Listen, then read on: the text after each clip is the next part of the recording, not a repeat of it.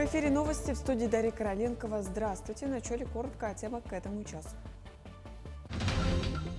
На днях офтальмологическая бригада работала в Тампонском и Татинском улусах. Врачи выполняют высокотехнологичные операции, включая удаление катаракты.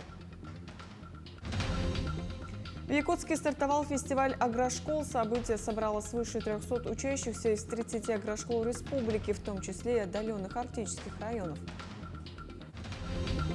В Усть-Алданском улусе стартовала 38-я спартакиада работников образования, собравшая 210 участников в составе 6 команд. Продолжается завоз топливно-энергетических ресурсов для нужд филиалов ЖКХ республики. Общий объем поставок по плану составляет 373 тысячи тонн. На сегодняшний день доставлено более 300 тысяч тонн топлива. Завоз осуществляется по сезонным автомобильным дорогам в рамках подготовки к отопительному периоду. Часть поставок уже завезена полностью. В ряде районов работа находится на завершающей стадии.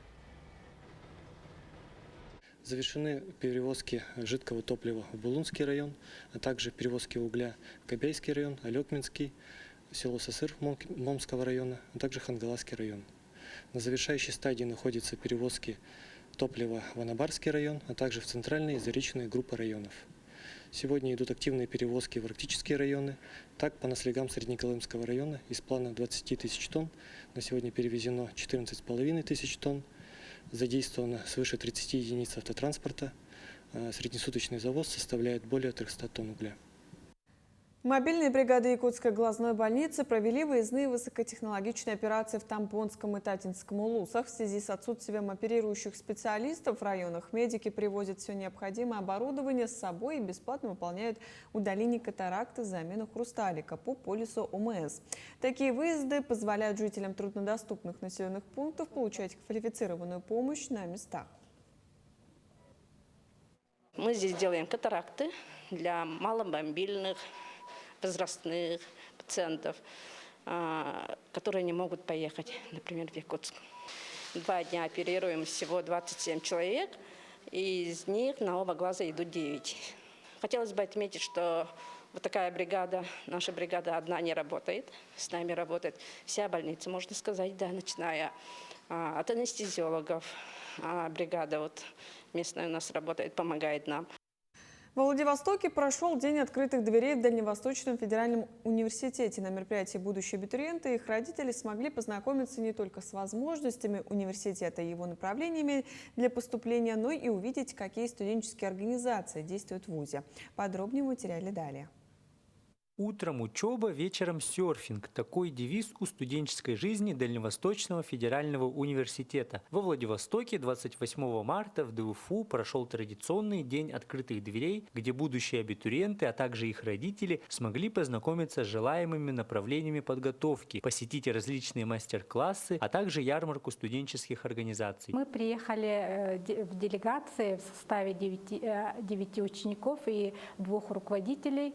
Наша цель – это посетить, значит, учебные заведения города Владивостока, высшие учебные заведения и, значит, экскурсия по знаменательным местам. Мы смогли воочию увидеть вот это учебное заведение и, значит, в целом корпус, где учатся ребята. Учащиеся смогли получить подробную информацию о программах обучения, поступлении и условиях учебы в университете. Также студенты провели экскурсии для абитуриентов по учебным корпусам. Хотелось бы также тут поучиться, потому что мне тут рассказали о его преимуществах, потому что тут, как говорили, тут есть море, можно летом купаться.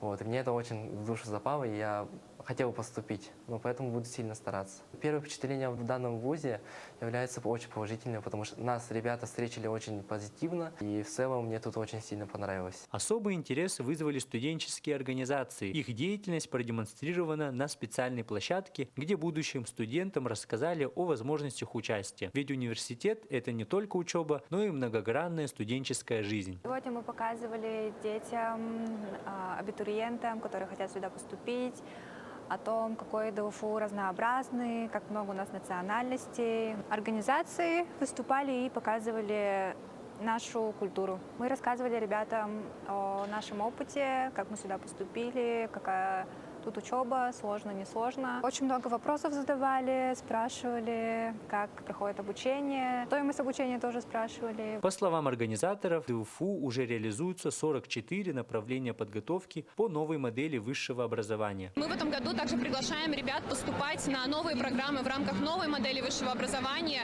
По указу президента Дальневосточный федеральный университет вошел в число вузов, которые будут реализовывать новую систему высшего образования.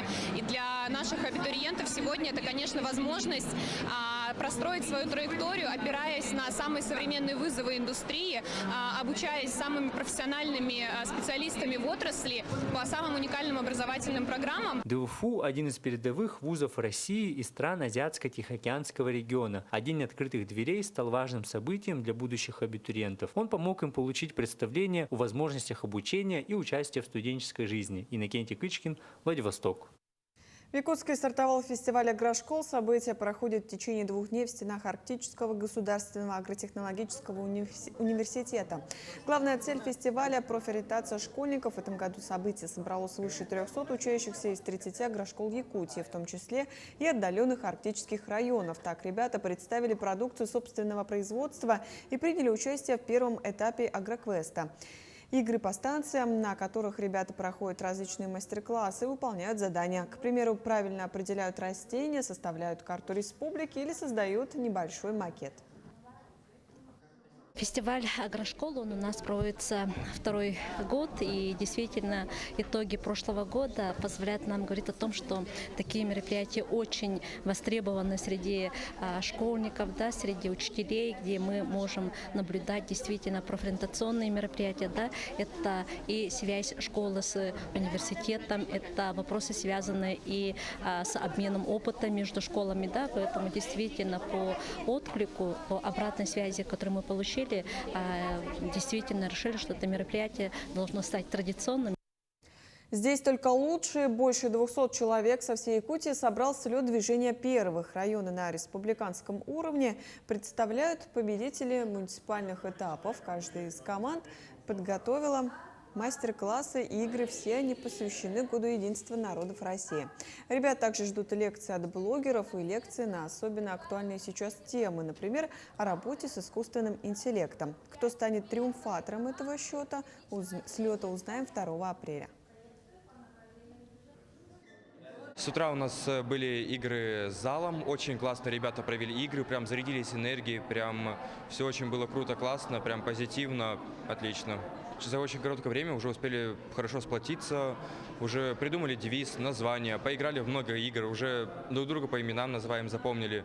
То есть прям отряд прям очень быстренько сплотился, такой все веселые, классные ребята. Участники СВО Андрей Васильев и Афанасий Степанов передали в Краеведческий музей села Бердигистяк боевые трофеи из зоны специальной военной операции. В число новых экспонатов вошли дрон «Камикадзе», вражеская каска, магазин от винтовки М-16 и военное снаряжение. Переданные бойцам отряда «Ботр» предметы станут частью постоянной экспозиции, направленной на сохранение современной истории и патриотическое воспитание молодежи. Бойцы и ветераны специальной военной операции, собравшиеся в Доме ветеранов Великой Отечественной войны, выразили благодарность своим боевым друзьям.